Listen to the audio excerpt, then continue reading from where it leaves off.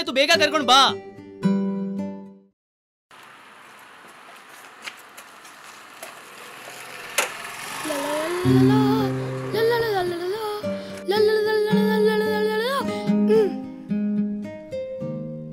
ಪಾಪು, lunch box ಎಲ್ಲ ಖಾಲಿ ಮಾಡ್ಬೇಕು. ಸ್ವಲ್ಪ ಮಿಕ್ಸಿದ್ರು ಹೊಡಿತೀನಿ ನೋಡು. ಆಯ್ತಮ್ಮ. ಅವ ಮಿಕ್ಸೋ ತರ ಕಾಣಿಸ್ತಾನೇನೆ. ಸುಮ್ನೆ ಇರ್ರಿ. ಬಾಯ್ ಅಮ್ಮ. ಬಾಯ್. ಸರಿ ಬರ್ತೀನಿ. ಸರಿ ರೀ. ನಾನು ಹೇಳಿದ್ ನೆನ್ಪಿದೆ ಅಲ್ವಾ? ಸರಿ ರೀ, ಬಾಯ್. ಬಾಯ್.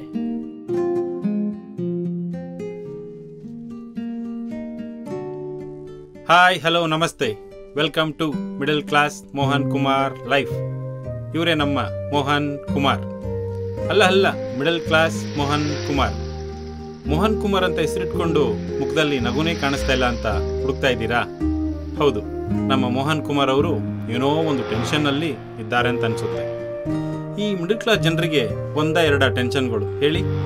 Ration bill, current bill, medical bill, ಕಿರಾಣಿ ಅಂಗಡಿ ಬಿಲ್ಲು, ತರಕಾರಿ ಬಿಲ್ಲು, ನಂದಿನಿ ಹಾಲ್ ಬಿಲ್ಲು. ಅಷ್ಟೇ ಯಾಕೆ, ಚಿಕನ್ ಅಂಗಡಿಯವನ ಹತ್ರ ಕೂಡ ಒಂದು ಬಿಲ್ಲು. ಇದು ಬರೀ ಬಿಲ್ಲಲ್ಲೇ ಮುಗಿಯಲ್ಲ ಗುರು. ಸಂಬಳ ಆದರೆ ಸಾಕು, ಗಾಡಿ EMI, TV EMI, fridge EMI, washing machine EMI, cooker EMI, ಫ್ಲಿಪ್ಕಾರ್ಟ್ನಲ್ಲಿ ಅಂಡರ್ ವೇರ್ ಕೂಡ EMIನಲ್ಲಿ ಸಿಗುತ್ತೆ. ಇಷ್ಟಕ್ಕೆ ಕತೆ ಮುಗಿಯುತ್ತಾ? ಇಲ್ಲ, ಮಂತ್ ಎಂಟಾದರೆ ಸಾಕು.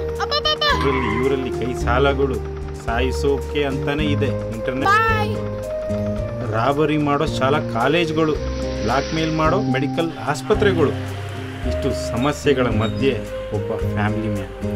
ಈ ಮಿಡಲ್ ಕ್ಲಾಸ್ ಜೀವನ ಹೆಂಗಪ್ಪ ಅಂದರೆ ಒಂಥರ ಯುದ್ಧ ಇದ್ದಂಗೆ. ಬೆಳಿಗ್ಗೆ ಎದ್ದು ಯುದ್ಧ ಶುರು ಮಾಡಿದರೆ ಸಂಜೆ ತನಕ ಸಮಸ್ಯೆಗಳ ಜೊತೆ ಹೊಡೆದಾಟ. ರಾತ್ರಿ ಮಲಗಿ ಬೆಳಿಗ್ಗೆ ಎದ್ದರೆ ಹೊಸ ಸಮಸ್ಯೆಗಳ ಕಾಟ. ನಮ್ಮ ಮೋಹನ್ ಕುಮಾರ್ ಇನ್ನೂ 2 ದಿನದಲ್ಲಿ 2 ಲಕ್ಷ ರೆಡಿ ಮಾಡದಿದ್ದರೆ ಅವನ ಜೀವನನೇ ಬದಲಾಗುವ ಸಾಧ್ಯತೆ ಇದೆ. ಅದಕ್ಕೆ ಅವನ ಮುಖ ಒಂಥರ ಇದೆ. ಬನ್ನಿ ನೋಡೋಣ, ದುಡ್ಡಿಗಾಗಿ ಏನು ಮಾಡ್ತಾನೆ ಮೋಹನ್ ಕುಮಾರ್. ಅಲ್ಲ, ಮಿಡಲ್ ಕ್ಲಾಸ್ ಮೋಹನ್ ಕುಮಾರ್.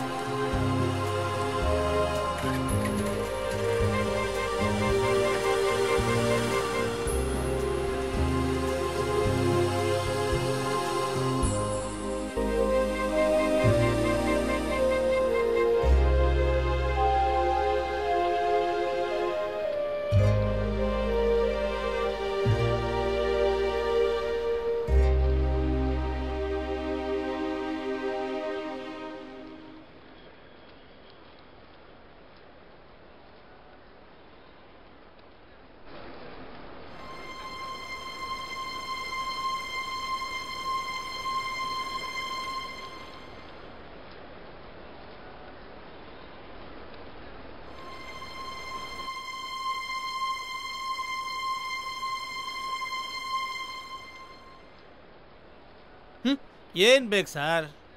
ಏನಿದೆ ಸರ್? ಬದುಕೋರಿಗೆ ಔಷಧಿ ಸಿಗುತ್ತೆ, ಸಾಯೋರಿಗೆ ವಿಷ ಸಿಗುತ್ತೆ. ನಿಮಗೇನು ಬೇಕು ಸರ್? ಹಾಂ, ಅರ್ಥ ಆಗಲಿಲ್ಲ. ಏನು ಸರ್, ಬಾರ್ಗೆ ಬಂದು ಬಿಯರ್ ಇದೆಯಾ ಅಂತ ಕೇಳ್ದಂಗಾಯ್ತು. ಅದು ಸರ್ ಫಸ್ಟ್ ಟೈಮ್ ಬಂದಿದ್ದೀನಿ ಸರ್. ಓ, ಫಸ್ಟ್ ಟೈಮಾ? ಹಿಂಗೆ ಹೇಳ್ಕೊಂಬಂದವ್ರೆ ನಮ್ಮ ಬಾರ್ಗೆ ಪರ್ಮನೆಂಟ್ ಗಿರಾಕಿಗಳಾಗಿದ್ದಾರೆ. ಇಟ್ಸ್ ಓಕೆ, ಒಂದು ಬಿಯರ್ ತೊಗೊಂಡು ಬನ್ನಿ. ಬಿಯರಾ? ಇಷ್ಟಕ್ಕಿಷ್ಟೆಲ್ಲ ಕತೆ ಹೇಳ್ದ ಇವನು ಯಾರೋ.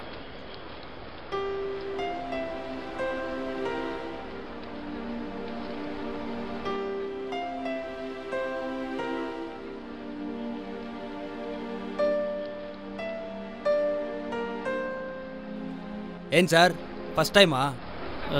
ಹೌದು sir, first time. Great sir, ನಿಮ್ಮ ಪ್ರಾಮಾಣಿಕತೆ ತುಂಬ ಇಷ್ಟ ಆಯಿತು.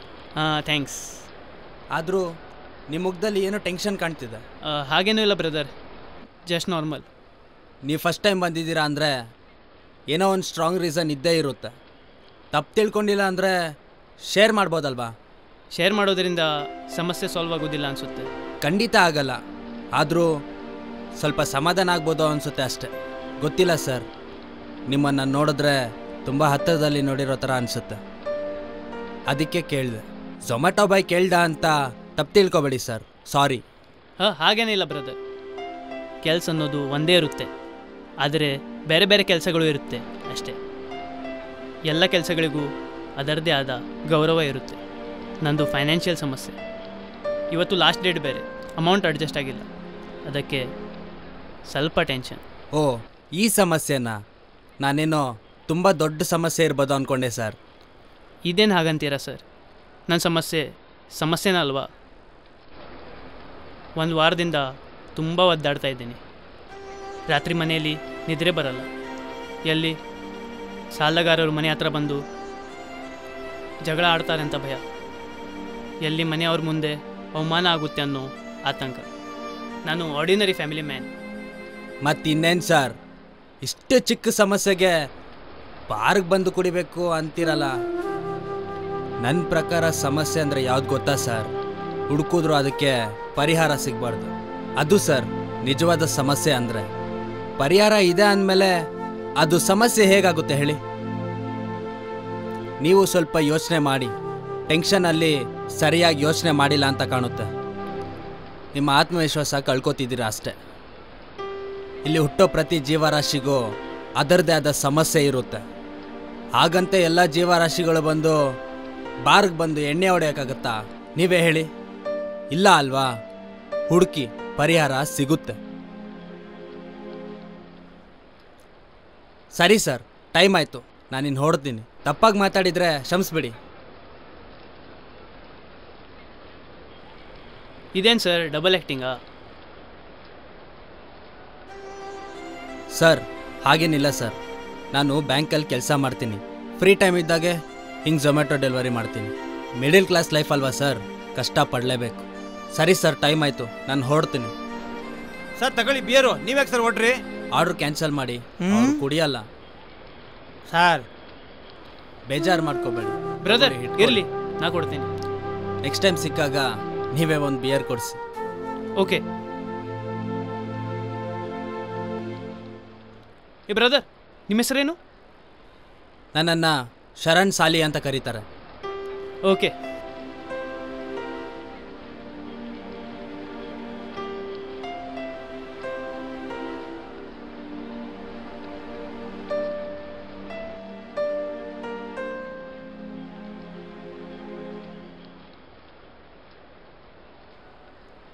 ಹಲೋ.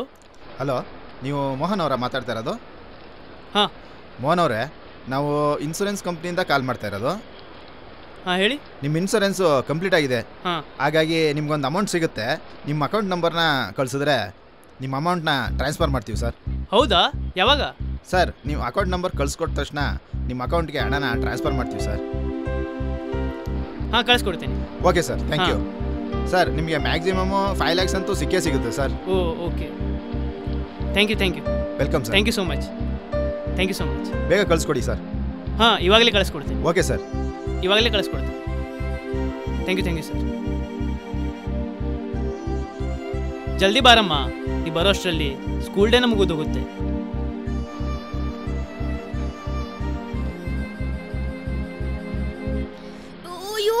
ಅಪ್ಪ ಕಾರ್ ತಗೊಳಪ್ಪ. ಕಾರೇನು, ಲಾರಿನೇ ತಗೊಂಡ್ರೆ ಆಯ್ತು. ನೀ ಗಟ್ಟಿಯಾಗಿ ಹಿಡ್ಕೊ. ಸರಿ.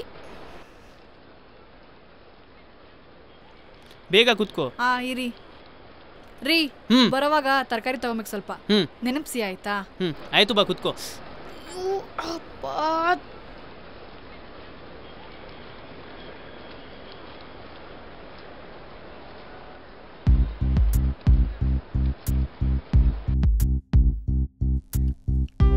ಇಲ್ಲಿ ಎಲ್ಲರ ಜೀವನದಲ್ಲೂ ಸಮಸ್ಯೆಗಳು ಇದೆ, ಎಲ್ಲರ ಮನಸ್ಸಿನಲ್ಲೂ ನೋವುಗಳು ಇದೆ, ಎಲ್ಲರ ಕಣ್ಣಲ್ಲೂ ಕಣ್ಣೀರು ಇದೆ. ಆದರೂ ನಗ್ತಾ ಇರ್ತಾರೆ. ಅದೇ ಜೀವನ. ಸಮಸ್ಯೆ ಅಂತ ಬಂದಮೇಲೆ ಅದಕ್ಕೊಂದು ಪರಿಹಾರ ಅಂತ ಇದ್ದೇ ಇರುತ್ತೆ. ಅದನ್ನು ಹುಡುಕಬೇಕು. ಯಾವ ಸಮಸ್ಯೆಗೆ ಪರಿಹಾರ ಇರಲ್ವೋ ಅದೇ ನಿಜವಾದ ಸಮಸ್ಯೆ. ಪರಿಹಾರ ಇದೆ ಅಂದಮೇಲೆ ಅದು ಸಮಸ್ಯೆನೇ ಅಲ್ಲ. ಅಪ್ಪ, ಈ ಸೂಪರ್ ಮ್ಯಾನ್ ಅಂದ್ರೆ ಯಾರಪ್ಪ? ಸೂಪರ್ ಮ್ಯಾನಾ? ಹೇಳ್ತೀನಿ ಕೇಳು. ಫ್ಯಾಮಿಲಿಗೋಸ್ಕರ, ಹೆಂಡತಿ ಮಕ್ಕಳಿಗೋಸ್ಕರ ಹಗಲು ರಾತ್ರಿ ಕಷ್ಟಪಟ್ಟು ದುಡಿಯುವ ಪ್ರತಿಯೊಬ್ಬ ತಂದೆ ಕೂಡ ಸೂಪರ್ ಮ್ಯಾನ್. ಮನೆಗಾಗಿ, ಸಂಸಾರಕ್ಕಾಗಿ ಹೊರಗೆ ಹೋಗಿ ಕೆಲಸ ಮಾಡುವ ಪ್ರತಿಯೊಬ್ಬ ಹೆಣ್ಣುಮಗಳು ಕೂಡ ಸೂಪರ್ ವುಮೆನ್.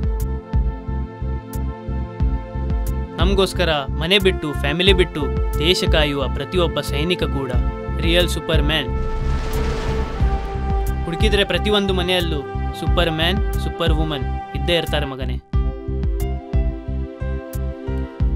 ಹೌದು ಕಂದ, ಎಷ್ಟೇ ನೋವಿದ್ರೂ ಯಾವಾಗಲೂ ನಗನಗ್ತಾ ಇರ್ತಾನಲ್ವಾ, ಅವನೇ ಸ್ಪೆಷಲ್ ಸೂಪರ್ ಮ್ಯಾನ್.